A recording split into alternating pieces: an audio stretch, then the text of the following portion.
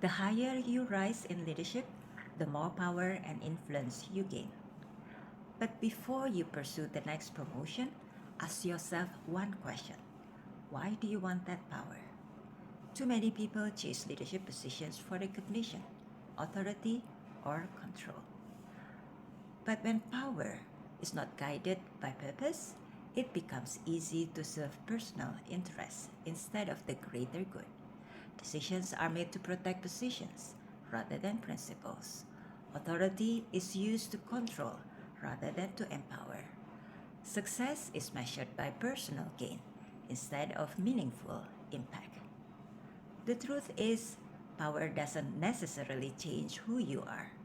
More often, it simply amplifies the character you already have.